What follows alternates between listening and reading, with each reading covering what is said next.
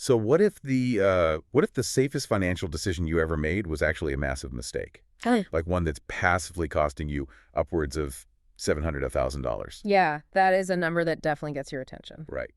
Because, I mean, you know the feeling. You pack up your desk, hand in your badge, and you walk out the door of your old employer for the last time. Oh yeah, the exit interview is done. Exactly. Maybe you changed jobs or sold a business, or you finally retired.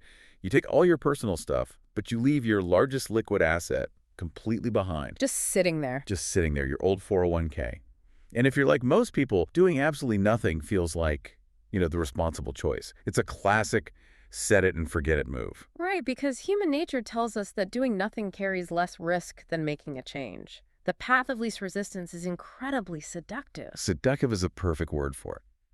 Why mess with a multi-million-dollar account if it isn't broken? Yeah. Right? Exactly. But that assumption that leaving a massive retirement account behind is this harmless, neutral act, that is the exact myth we are totally dismantling today. And that is our mission for this deep dive.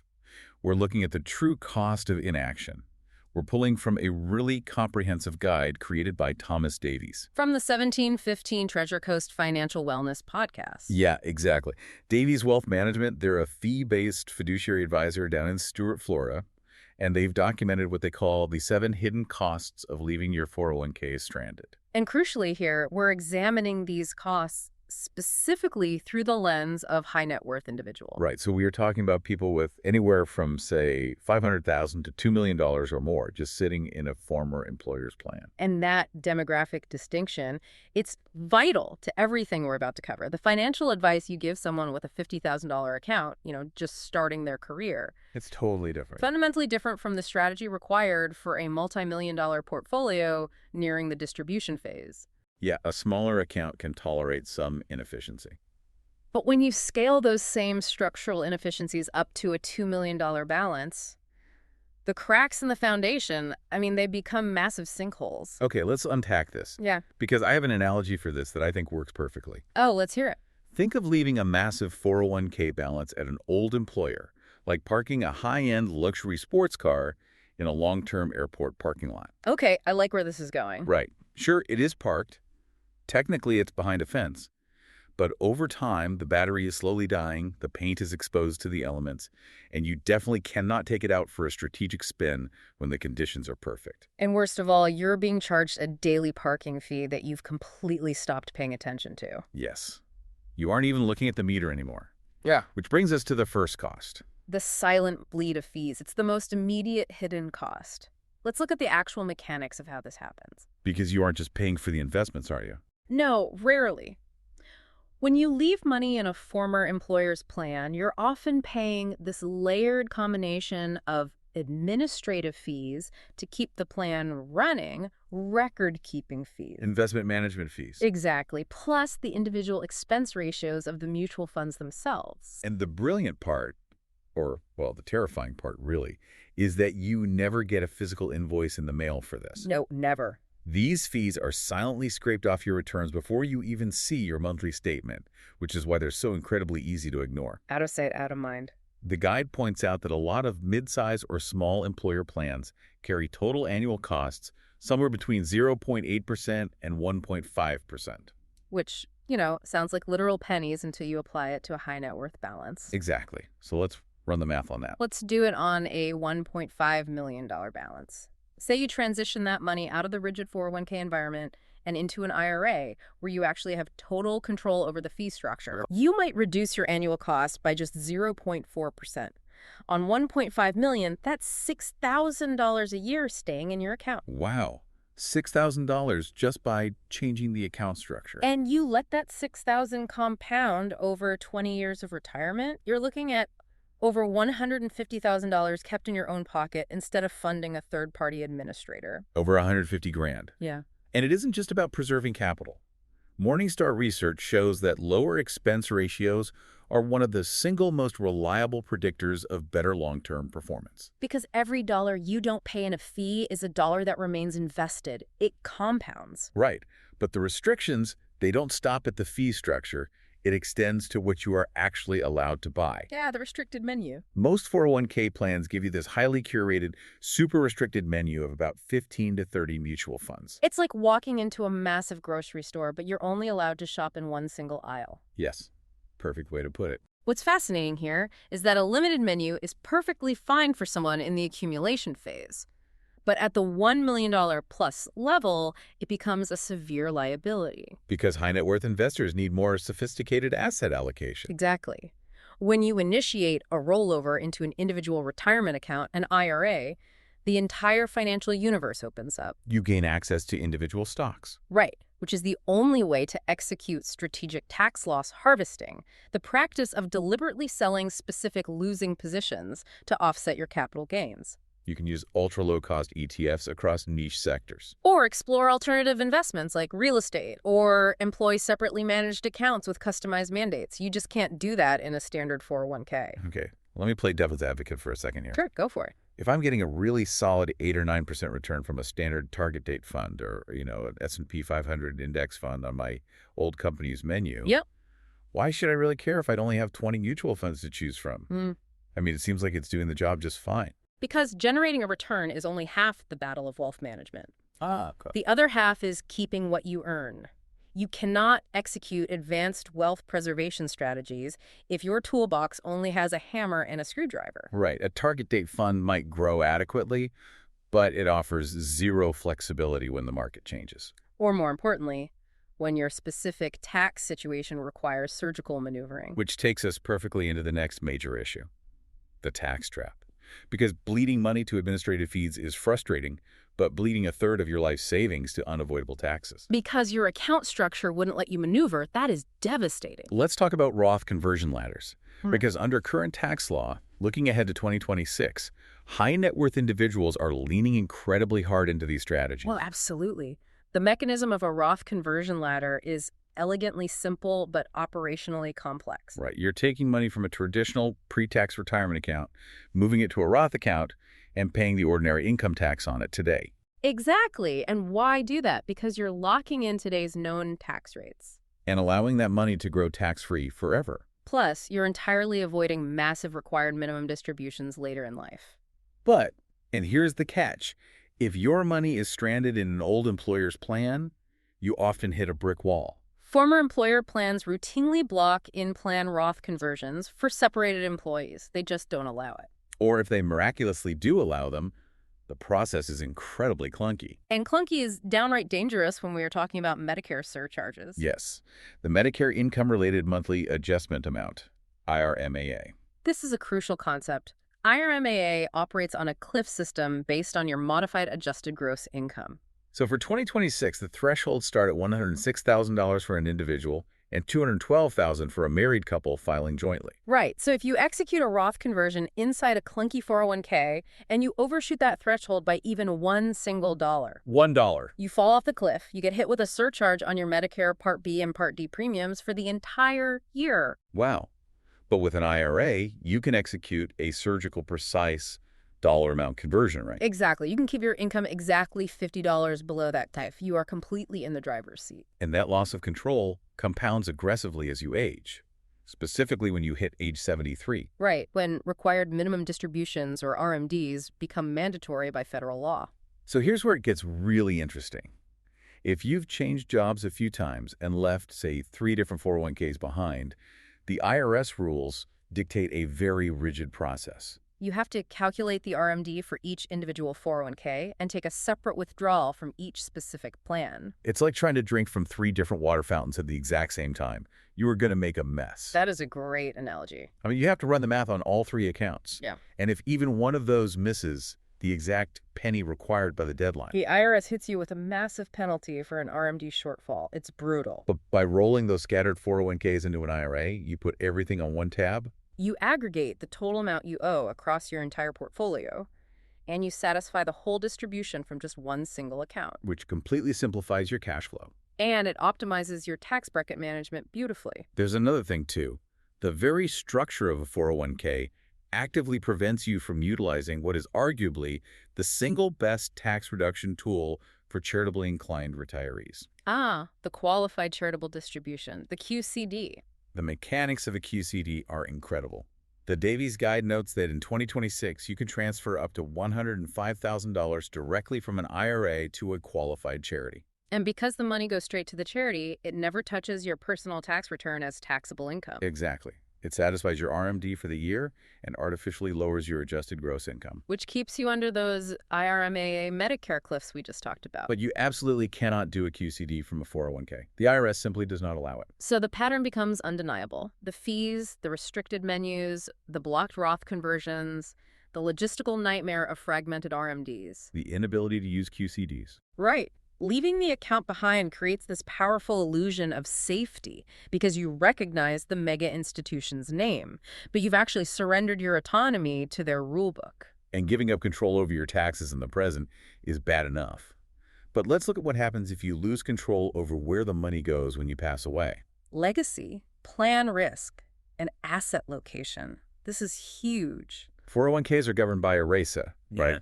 That federal law that dictates incredibly rigid rules about who gets your money. Yes, and most employer-sponsored plans offer only the most basic boilerplate beneficiary options, a primary individual and a contingent individual. But high net worth families rarely have simple estate needs. Consider that we're approaching the 2026 federal estate tax exemption, which is projected to be around $13.9 million per person. Right. When you operate at that level of wealth, you frequently need to name a specific trust as the beneficiary. To control how and when the funds are distributed. And many 401k administrators flat out restrict you from naming a trust, or they bury you in so much red tape it becomes a nightmare. They also rarely allow for per stirps designation. I'll just explain that. For anyone unfamiliar, per stirps is a vital safety net.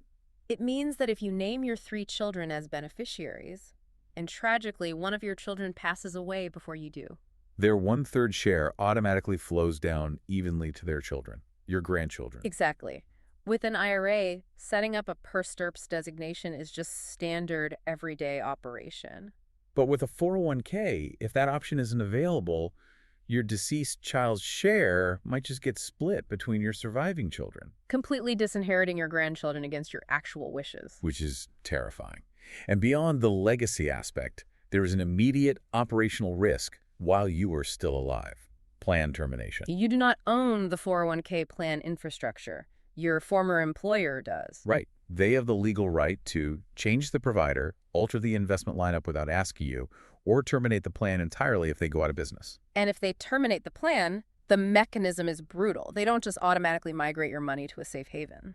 No, they mail you a physical check for your entire life savings. And the moment that check is cut, a 60-day clock starts ticking. You have exactly 60 days to successfully deposit that money into a qualified IRA. If you miss that window by a single day because, I don't know, you were on vacation or the mail was delayed. The IRS treats your entire multi-million-dollar balance as fully taxable ordinary income for that year. And if you're under 59.5, they slap a 10% early withdrawal penalty on top of the massive tax bill. It's just an unnecessary stress test on your wealth. But honestly, perhaps the most insidious cost is what the guide identifies as fragmentation. Okay, yes. Let's talk about asset location.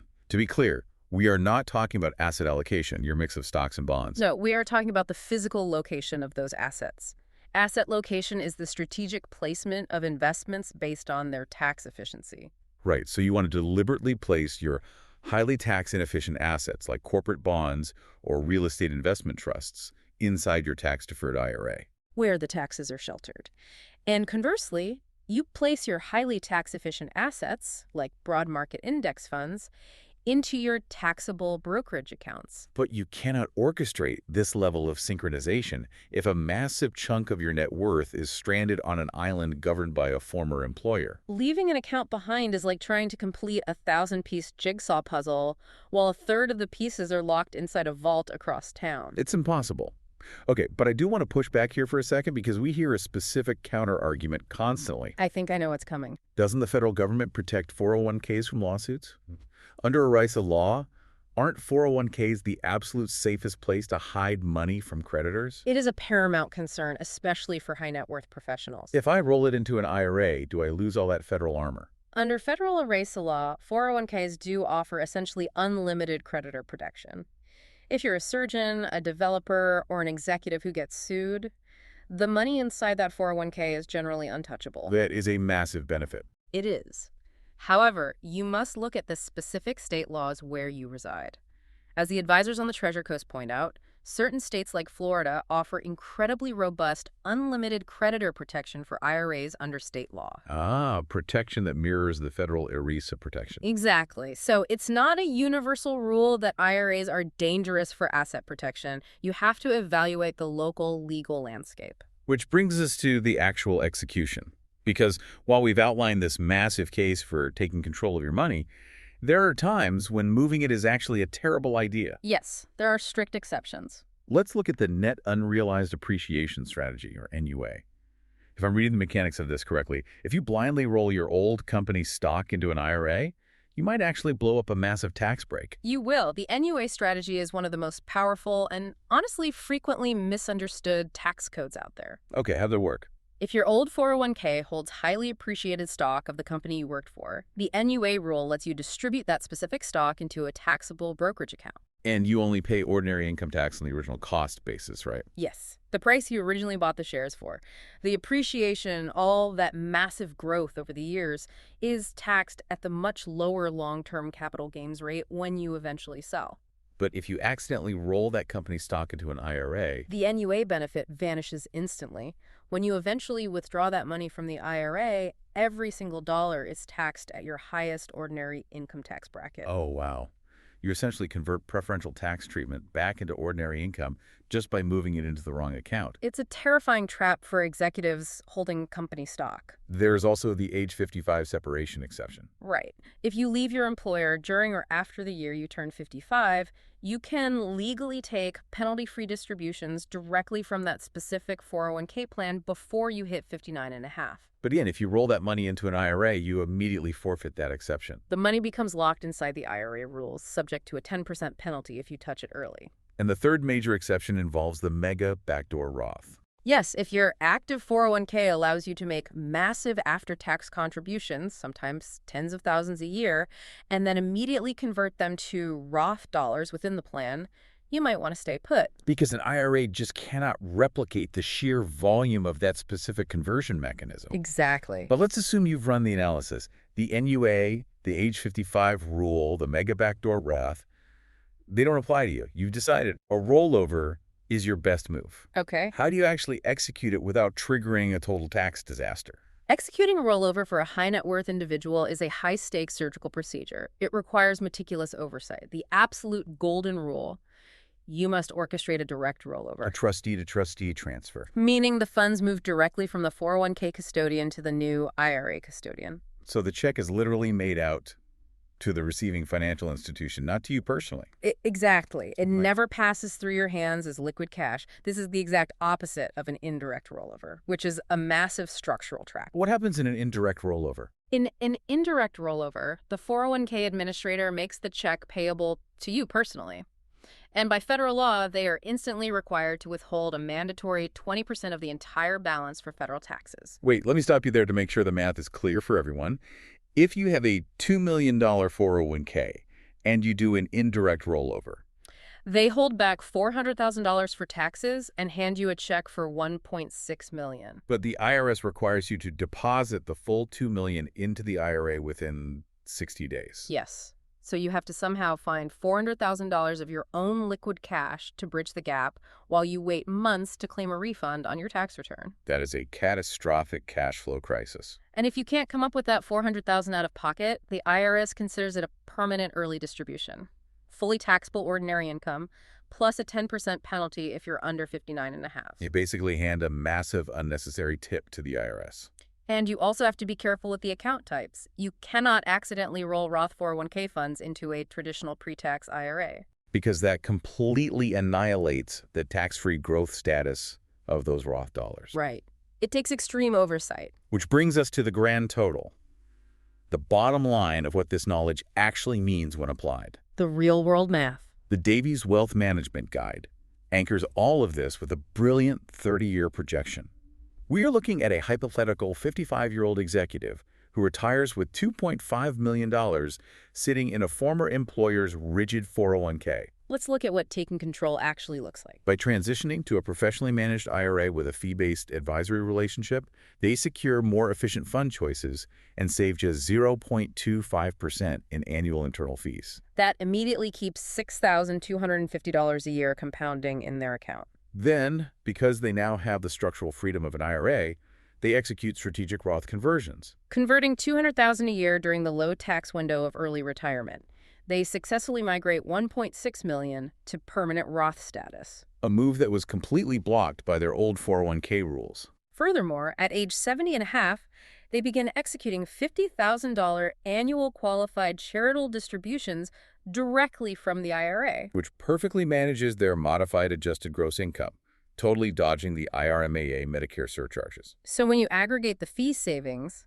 the tax-optimized Roth conversions shielding future growth, The QCD benefits lowering the adjusted gross income. and the customized estate planning flexibility protecting their legacy. What is the final price tag of doing nothing?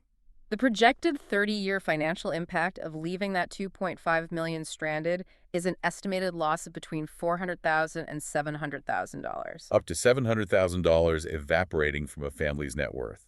Just because they accepted the default option of doing nothing? It is staggering. That number completely reframes the entire conversation. Doing nothing is absolutely not a neutral act. No, doing nothing is an active, ongoing decision to voluntarily accept higher administrative fees, limited investment options, restricted tax strategies, and fragmented wealth. It is an active choice to operate at a massive structural disadvantage during the most critical financial phase of your life. And that is exactly why Davies Wealth Management put this guide together. Right. If you're sitting on a parked 401k, especially in that high net worth bracket where the stakes are so amplified, it is time to evaluate what your inaction is truly costing you. It's time to take control of the wheel and drive the car out of the airport lot. Exactly. Before we wrap up, though, there is one final variable to ponder. Yes. If we connect this to the bigger picture, throughout this deep dive, we've discussed the financial rules and tax brackets as they exist today. But you have to project your wealth into the future. Consider the trajectory of federal income tax rates. We are currently operating in a historically low tax environment. Right. If the tax codes change dramatically over the next decade, which many economists predict they must, and your largest pool of wealth remains locked inside a rigid, former employer plan that actively prevents agile tax maneuvering. Who is really dictating the timeline and comfort of your retirement? Exactly. Is it you or is it the IRS? If you don't have the structural agility to pivot, you're simply at their mercy. Don't leave your luxury sports car parked at the airport with the keys sitting in the ignition, just waiting for the tax code to take it for a joyride. Well said. Thank you for joining us on this deep dive. Stay curious, review the mechanics of those old accounts, and we will see you next time.